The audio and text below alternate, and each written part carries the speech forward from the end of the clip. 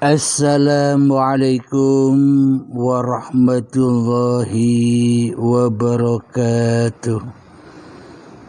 Bismillahirrahmanirrahim. Ashhadu an la ilaha illallah wa ashhadu anna Muhammadar Rasulullah. Allahumma salli ala sayyidina Muhammad wa ala ali sayyidina Muhammad.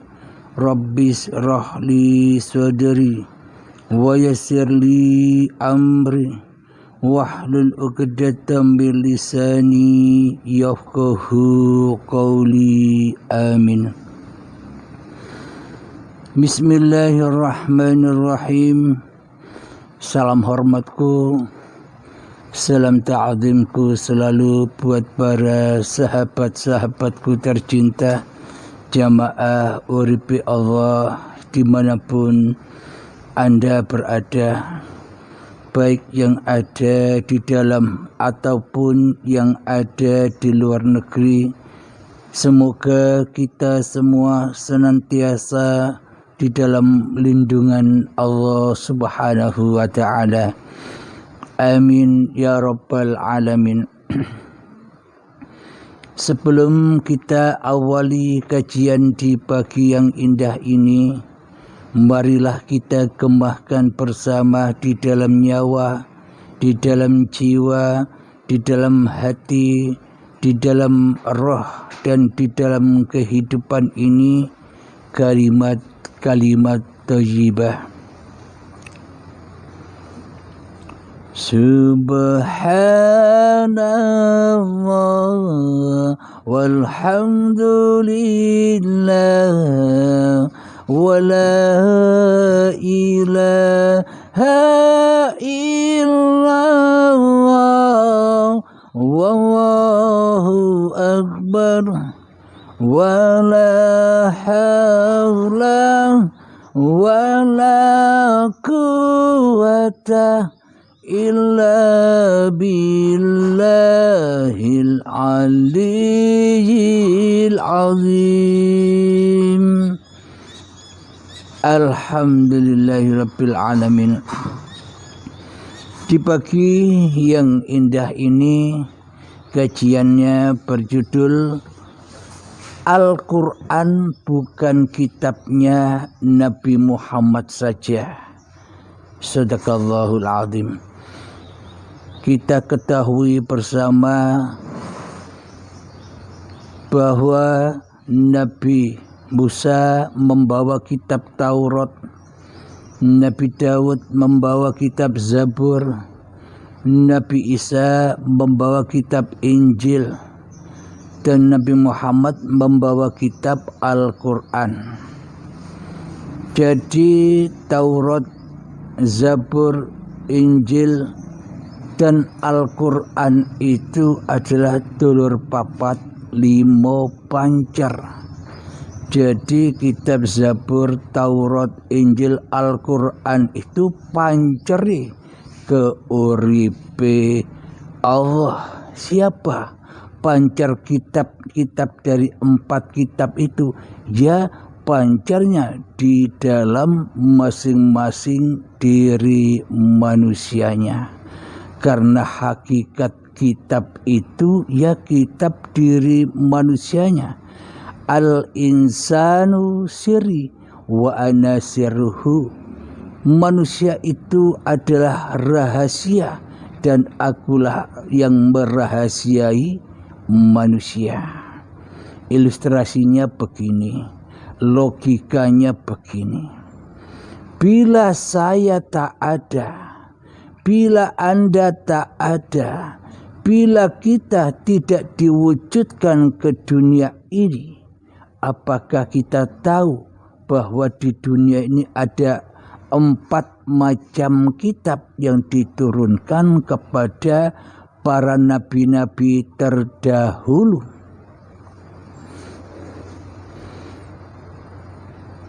Kita kan tidak tahu bahwa dulu ada 4 kitab yang namanya Taurat, Zabur, Injil, Al-Quran.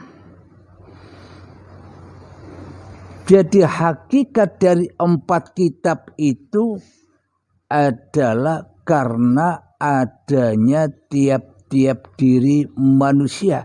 Itulah pancer dari 4 kitab itu. Tanpa diri kita, maka kita takkan pernah tahu ada 4 kitab yang sudah diturunkan Allah. Alhamdulillahirabbil alamin.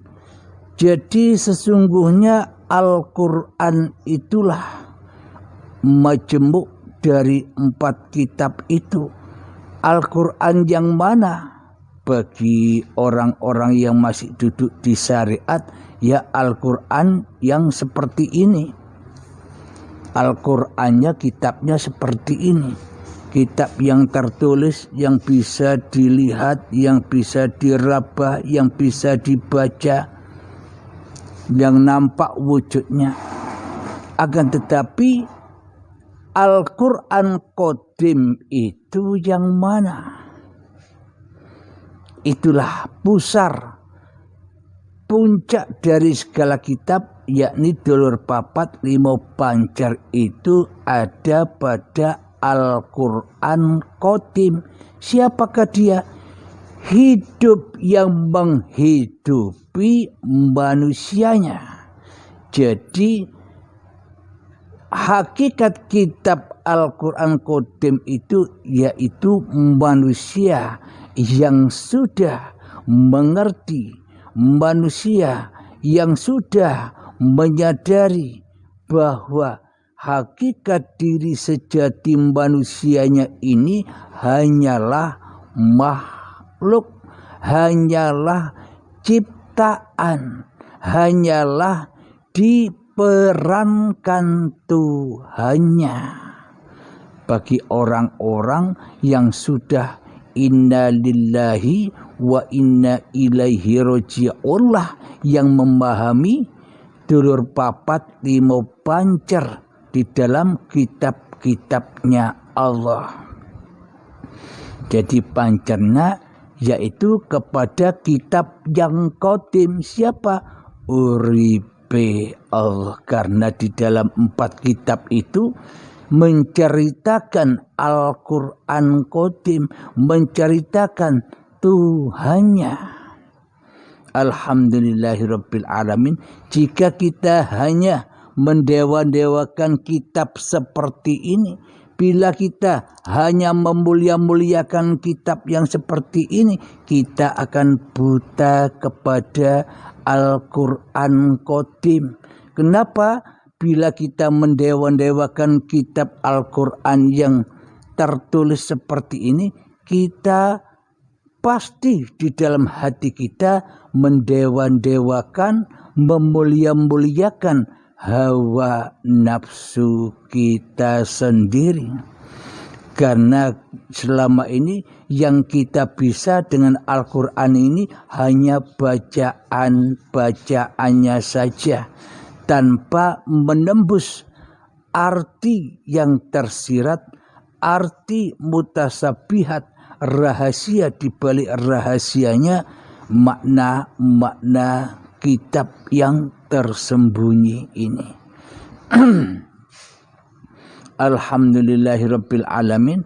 Inilah bukti bahwa Al-Quran itu bukan untuk Kanjeng Nabi Muhammad saja, tapi untuk seluruh manusia.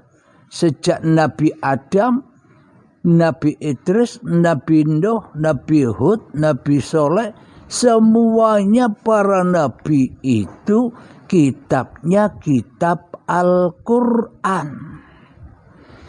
Yakni Al-Quran yang sekarang ini hanyalah meringkas seluruh sabda-sabda Tuhan, meringkas seluruh firman-firman Tuhan di dalam Al-Quran yang ini.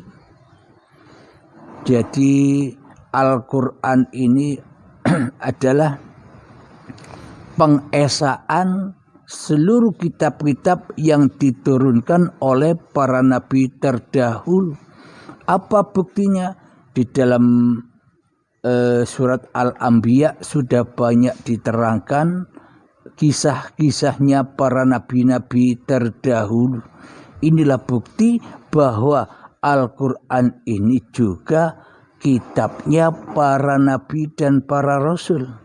Apa makna Al-Quran itu? Ketika kita sudah menyadari bahwa diri manusia kita inilah rahasianya, kitabnya Sang Pencipta. Maknanya di dalam hati kita sudah tak wujud lagi diri manusianya. Yang ada hanyalah la ilaha illallah.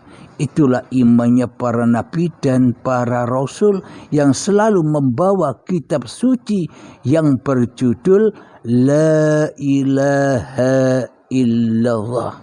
Sampai di dalam zikir sudah disebutkan afdalul dzikri fa'lam annahu, sebaik-baiknya zikir ketahuilah kalian semua la ilaha illallah, tiada Tuhan selain Allah. Bila yang ada di dalam hati kita selama ini hanyalah diri kita sendiri, hawa nafsu kita sendiri, berarti batallah agamanya, berarti batallah imannya, berarti batallah bertuhannya yang la ilaha illallah. Bila yang ada, bila yang wujud di dalam hati kita masih diri kita, berarti bunyi asli di dalam hati kita bukan la ilaha illallah, tapi la ilaha illa ana Abdul Halim. La ilaha illa ana, nama Anda sendiri yang ada di dalam hati Anda. Inilah tanda manusia yang belum bertuhan kecuali bertuhankan kepada dirinya sendiri di hatinya. Bertuhankan kepada nama masing-masing diri manusianya di hatinya. Jadi Al-Quran itu apa maknanya? Ketika manusia sudah menyadari bahwa tiada Tuhan selain Allah, itulah hakikat dulur papat limo pancer. Induk dari induknya segala kitab siapa? Uripe Allah. Jadi itulah perasaan, rasa yang dimiliki oleh para nabi-nabi dan para rasulullah. Hati yang selalu bermakrifat, hati yang selalu tahu bahwa dirinya hanyalah seorang utusan, hanyalah seorang pesuruh. Pesuruh siapa? Pesuruh atau utusan uripe Allah. Bukan dirinya sendiri yang menjadi raja di dalam hatinya. Bukan dirinya sendiri yang bisa melempar. Bukan dirinya sendiri yang bisa memanah dan sebagainya. Tapi hanya Allah lah yang menyuruh, yang mengutus untuk memanah. Allah lah yang menyuruh, yang mengutus untuk melempar. Jadi melempar dan memanah itu bukan perbuatan para nabi, bukan perbuatan para rasul, akan tetapi perbuatan Allah, uripe Allah sendiri. Karena iman yang seperti inilah maka para nabi dan para rasul itu diangkat oleh Allah menjadi khalifatullah, wakil-wakil Tuhan yang ada di bumi ini, yang menyerukan tentang ketuhanan. Alhamdulillahirabbil alamin. Jadi Al-Quran itu bukan hanya bagi Nabi Muhammad yang sudah wafat di Madinah sana, tapi Al-Quran itu untuk seluruh manusia.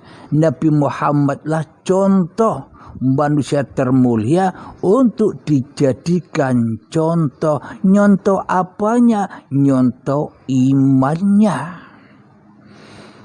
Bukan hanya nyontoh syariat yang dikerjakan Nabi Muhammad saja. Menurut kita kan itu syariatnya Nabi Muhammad. Menurut kita semua kan itu yang dikerjakan Nabi Muhammad. Coba kita masuk ke dalam, siapa yang menghidupi Nabi Muhammad? Dialah yang bersyariat atas Nabi Muhammad. Siapa hidup yang menghidupi Nabi Muhammad? Dialah yang menggerakkan seluruh syariatnya Nabi Muhammad. Jadi hakikatnya bukan syariatnya Nabi Muhammad, tapi syariatullah, syariate uripe Allah. Jadi bagaimana agar kita bisa masuk ke dalam umatnya Nabi Muhammad? Ya ikuti syariatnya Allah. Jangan ikuti syariatnya makhluk. Bila kita mengikuti syariatnya makhluk, bila kita merasa kita yang bisa bersyariat, maka tak sama imannya, tak sama syariatnya. Meskipun kelihatannya kita pakai baju seperti bajunya Nabi Muhammad modelnya, hidupnya di Mekah pula, di Madinah pula, naik onta pula, tapi bila di dalam hatinya masih wujud diri manusianya, berarti Tuhannya beda dengan Tuhannya Nabi Muhammad. Bila Tuhannya saja beda, tentunya syariatnya juga jauh berbeda dengan Nabi Muhammad. Nabi Muhammad syariatnya uripe Allah, syariatnya hidup, syariatnya Tuhannya, sedang kita syariatnya hawa nafsu kita sendiri. Yang tidak sama, meskipun penampilan syariatnya sama-sama sholat 5 waktunya, sama-sama puasanya, sama-sama bersedekahnya, tapi di dalamnya kita selama ini salah Tuhan. Kenapa? Karena menganggap kita yang bisa bersyariat, sedangkan Nabi Muhammad dan para nabi yang lainnya tidak mengakui bahwa seluruh syariat yang dikerjakannya syariat manusianya, syariat Muhammadnya, syariat Isanya, syariat Musanya, syariat Dawudnya, syariat Ibrahimnya, syariat Musanya. Tidak mengakui mereka mempunyai syariat, karena semuanya syariat Tuhannya, yakni syariatullah, syariate uripe Allah. Jadi Al-Quran itu meliputi seluruh manusia. Al-Quran Qadim, hidup yang menghidupi seluruh manusia. Itulah kitabullah yang ada pada tiap-tiap diri manusia, yang menyadari bahwa diri manusianya sebenarnya berawal dari kegoiban, berawal dari ketiadaan, berawal dari kematian. Bagi manusia yang sudah menyadari hakikat dirinya, bila manusia sudah menyadari hakikat dirinya yang mati, bila manusia menyadari hakikat dirinya yang gaib, bila manusia menyadari hakikat dirinya yang tiada, bila manusia menyadari hakikat dirinya yang mati, maka nyatalah semua sifat-sifat Tuhanmu di hatimu. Karena bukan hatimu lagi, itu hatinya uripe Allah. Apakah manusia punya hati? Dulu kita sebelum ada di dunia ini, apakah punya hati? Siapakah yang punya hati itu? Hati itulah Al-Quranul Azim. Rahasia di atas rahasia. Hatimu, hatiku, hatinya uripe Allah. Jadi jangan bingung di sini bila saya menyebutkan di dalam hatimu. Nah, tetap maknanya bila urip ini masih urip menungsani, berarti hati yang diaku-akui sebagai hatinya manusia. Hidup yang diaku-akui sebagai hidupnya manusia. Tapi bila sudah nyata uripe Allah, maka hati pun kembali